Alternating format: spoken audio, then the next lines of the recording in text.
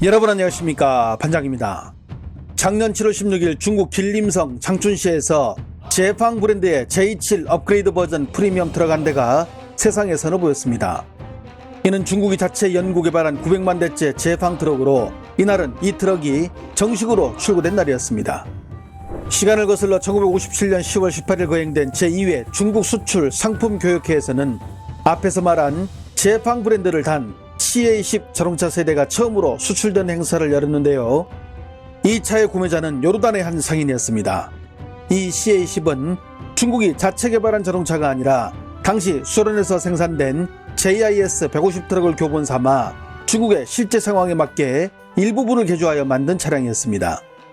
비록 중국이 자동차를 자체 개발하는 기술력은 없었지만 어쨌든 이 트럭은 CA10 조립 라인에서 출하되면서 자동차를 생산할 수 없었던 신중국 역사에 마침표를 찍었을 뿐만 아니라 최초로 해외에 수출하는 기록으로 역사에 남게 됩니다. 하지만 이후 중국과 소련의 관계가 악화되면서 중국의 자동차 산업은 수출은커녕 내수 시장을 만족시킬 만한 기술력 자체를 갖지도 못할 만큼 정체기로 접어들게 됩니다. 하지만 1980년 들어 중국은 자동차 기술력을 도입하기 위해 중국의 내수 시장을 내주고 대신 기술을 넣는다는 전략을 꺼내들어 자동차 제조 기술을 얻기 위해 사활을 걸기 시작합니다. 그리고 20년이라는 시간이 흐른 지난 2000년, 중국은 해외에 모두 17,000대의 차량을 수출하게 됩니다. 당시 일본은 472만 대를, 우리나라는 150만 대를 수출한 것과 비교하면 지극히 소량의 수치이지만 그래도 중국 입장에서는 10,000대 이상을 해외에 내다 팔았다는 자신감을 얻는 계기가 됩니다. 여기에 2001년 11월 10일 중국은 WTO에 가입하면서 합법적으로 세계 각국의 굴지의 자동차 회사들을 중국으로 불러 모아 자국과 합자해 공장을 세우게 되고, 이에 발맞춰 당시 상무부장직을 맡고 있던 리프 위엔에 우리도 우리만의 핵심 지주기업을 가져야 한다는 주장 아래 본격적으로 자동차 시장을 키우게 됩니다. 이렇게 기초작업을 끝낸 중국은 마침내 승부를 걸게 되는데요. 2009년 중국은 앞으로 3년 안에 10개의 도시에서 각각 1000대의 신재생에너지 자동차를 시범적으로 생산한다는 십성천량 공정을 발표하게 됩니다. 뿐만 아닙니다. 그 다음해인 2010년에는 이 신재생에너지 자동차를 사는 이들에게는 정부에서 보조금을 지급한다는 정책까지 연달아 내놓으며 미래 자동차 시장에 도전장을 내밀게 되며 이는 중국 자동차가 발전하는 전환점이 됩니다. 그로부터 13년이 지난 2023년 중국은 491만 대를 수출하며 마침내 442만 대를 수출한 일본을 넘어 자동차 수출 세계 1위에 오르게 됩니다. 그 가운데 신재생에너지 자동차의 수출량은 120만 대로 동기년도 대비 무려 77.2%라는 성장폭을 나타내게 됩니다. 1년에 491만 대를 수출하며 일본을 제치고 세계 1위에 올랐고, 전기자동차 생산량은 9년 연속 1위에 이름을 올리고 있는 중국. 이렇게 겉으로 드러나는 수치를 보면 중국의 자동차 업계가 상당히 성공해 마치 전 세계 자동차 시장을 평정한 것처럼 보이지만 그 내면을 자세히 들여다보면 암울한 면들이 많습니다. 중국 승용차 시장 정보연합회의 통계에 따르면 2023년 중국 자동차 업계의 이윤율은 5.0%에 불과한데, 이는 일반 업종의 평균 이윤율인 5.8%보다 한참 뒤지는 수치이며 최근 10년간의 이윤율을 보더라도 계속해서 하강 상태를 나타내고 있었습니다. 좀 더 쉽게 말하면 전 세계 탑5 안에 드는 회사들이 자동차 한 대를 팔아 2,700원을 번다고 치면 중국의 탑5 안에 드는 회사들은 자동차 한 대를 팔면 고작 200원의 이윤을 남기는 것으로 드러났습니다. 한마디로 말해 자동차로 돈을 벌지 못하고 있다는 것입니다. 여기에 중국 자동차 업계들 간의 내부 경쟁이 심해 서로 경쟁하듯 가격을 인하하면서 수많은 회사들이 도산하고 있는 것도 문제입니다. 통계에 따르면 지난 10년간 모두 24개의 자동차 회사가 도산했는데요. 실례로 약 2조를 투자해 2017년부터 중대형 SUV를 선보이던 중국의 테슬라로 불리던 CDN 자동차는 2023년에 파산 신청을 했으며, 헝다그룹 계열의 헝추 자동차는 지난 2023년 4월 자금 부족으로 인해 천진에 있는 생산 라인을 멈춘다는 공고를 내기도 했으며, 2023년 10월 웨이마 자동차 역시 부채가 5조 원을 넘어 파산을 신청했습니다. 결국 자동차 판매가를 낮추게 되면 원가를 줄이기 위해 질 낮은 부품들을 쓰다 보니 품질 향상은 어렵게 되고, 이는 브랜드 이름에 악영향을 끼치게 되니 회사는 자연스럽게 문을 닫게 되는 악순환에 빠지게 되는 것입니다. 이러다 보니 중국 자동차 업계는 해외로 눈을 돌려 판매 루트를 다각화하려고 노력하는데요.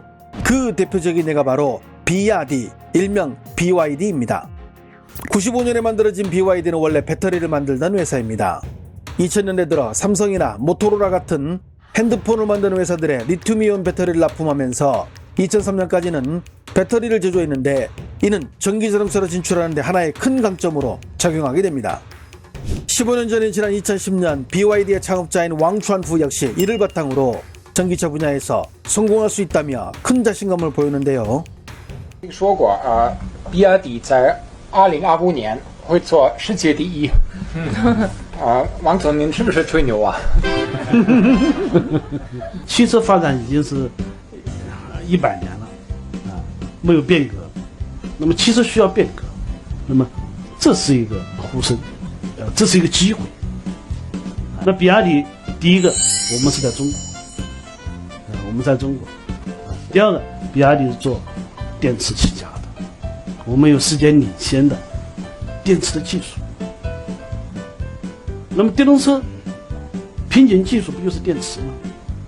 这个变革的瓶颈的障碍不就是电池吗？这一点从这个意义上讲的话呢，比亚迪具有得天独厚的这个优势，再加上地处中国，加中国巨大的这个市场，让比亚迪成为这么一个目标的实现，成为可能。 15년 전 그의 예견대로 BYD는 가격 대비 뛰어난 성능을 무기로 글로벌 전기차 시장에서 업계 1위 테슬라를 맹추격하고 있습니다. BYD는 전기차를 신성장 동력으로 삼겠다는 중국 정부의 전폭적인 지원 아래 배터리부터 차량 생산까지 모두 자체적으로 해결하는 수직 계열화를 이뤄냈습니다. 이를 토대로 가성비 전기차를 앞세워 글로벌 2위 전기차 업체가 된 것입니다. BYD 중국 전기차 경쟁사보다 3~5년 앞서 있다. 저가 앞세운 중국 전기차 돌풍, 자동차 천국 미국도 긴장. BYD 돌풍 비결은 등 국내 언론의 보도들을 봐도 온 천하가 BYD를 타고 다니는 것 같은 느낌입니다. 그리고 이런 BYD가 이제는 한국 시장에 상륙한다고 합니다. 한국에 오기 전 2022년 7월 먼저 일본 시장에 진출했던 BYD. EV なんて自分には関係ない。そう長澤さんは思っていました。よくわかんないし不安だし。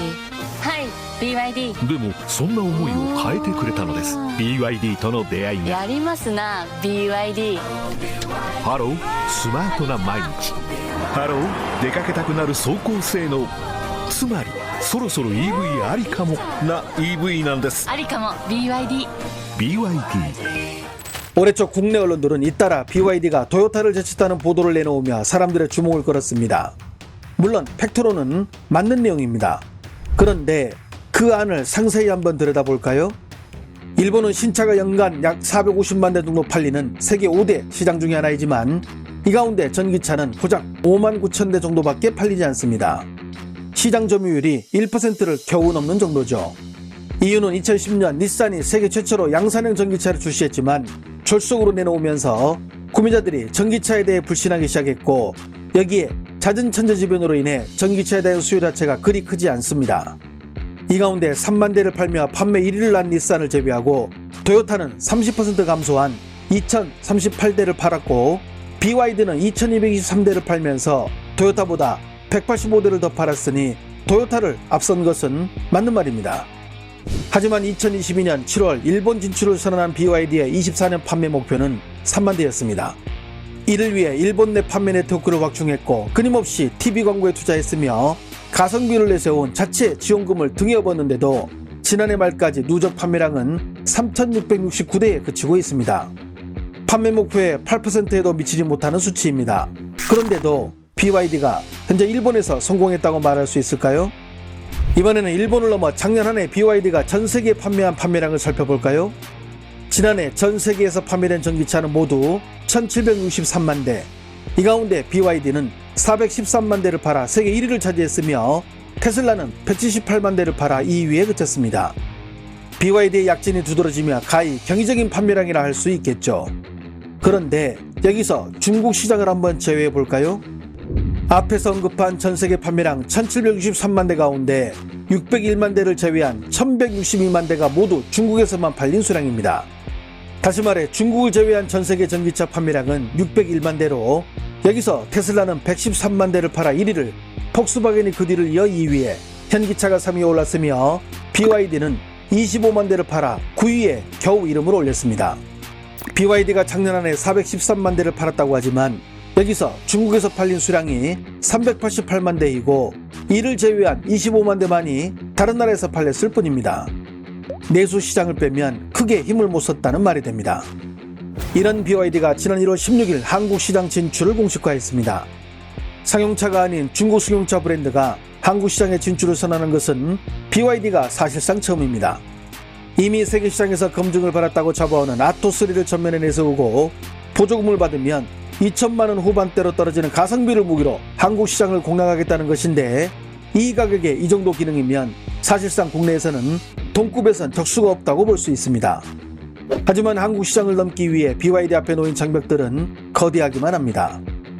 BYD의 가장 큰 걸림돌 가운데 하나는 우리 국민들의 반중 정서를 둘 수 있습니다. 2019년 노재팬 운동 당시 일본 차가 팔리지 않아 그 여파로 닛산 등의 브랜드가 한국에서 철수한 사례를 BYD는 고민해봐야 할 것입니다. 다음으로 누가 중국 차를 타고 다니겠어라는 중국산에 대한 불신도 BYD는 극복해야 할 과제입니다. 자동차는 단순한 청소용 로봇과 같은 가전제품이 아니며 생명과 직결된 문제이기에 아무리 가격의 장점이 있어도 안전성의 벽을 넘기에는 다소 무리가 있을 수 있습니다. 여기에 배터리 안전성에 대한 우려와 개인정보 유출이 우려되는 딥시키를 BYD에 장착한다는 것도 구매를 고민하게 되는 부분입니다. 끝으로 일본과 더불어 한국은 자국 브랜드를 가장 선호하는 나라 가운데 하나이며 이미 현기차가 철옹성처럼 버티고 있는 점도 BYD가 뚫어야 할 관문입니다. 지난 2월 19일 시진핑 주석이 주최한 기업자 간담회에 참석한 BYD의 왕추한포 회장은 BYD의 해외 진출에 강력한 자신감을 표출했는데요. 您如何看待当前新能源汽车出海遇到困难的这种问题？中国新能源汽车的技术应该说，无论从产品、从技术还是从产业链，应该说领先大概3到5年。只有开放创新，才能让世界呢感受到这种好的产品，才能共同发展。我们没什么别的本事，我们就是靠技术创新。如果说我们的这个资产是什么？我认为。我的最大的资产就是工程师的团队，我们有11万名工程师，这就是我比亚迪最大的资产。 하지만 중국과학기술협회 자동차공학 전문가는 BYD가 한국 시장을 공략하는 게 쉽지만은 않을 것이라고 말했는데요. 比亚迪正式进军韩国市场。日前呢，比亚迪在韩国仁川举办了品牌发布会，正式宣布比亚迪乘用车业务将在韩国发展。比亚迪选定了6家韩国经销商。 将陆续在首尔、济州岛等韩国主要城市和地区开设15家展厅和11家服务中心，同时呢，设定了2025年的销售目标是1万辆。当然了，想要完成这个计划难度还是有一点。一方面韩国在汽车产业方面呢，也是处于世界先进行列，尤其呢是动力电池曾一度位列世界的第1梯队，所以技术上韩国本土汽车呢也有很强的竞争力。另一方面韩国消费者呢一向比较支持本国品牌。 以及韩国民众呢，对于我们貌似有着些许的成见，这些呢都是影响因素。 중국 자동차 업계는 BYD의 한국 시장 성공 여부를 본 후 순차적으로 다른 브랜드들도 한국에 진입할 계획을 세우고 있습니다. 올해 10,000대를 한국에서 팔겠다는 BYD. 과연 국내 소비자들은 BYD에 선뜻 지갑을 열 수 있을까요? 좋아요와 알림 설정은 제가 영상을 만드는데 큰 힘이 됩니다. 시청해 주셔서 감사합니다. 행복한 하루 보내시길 바랍니다.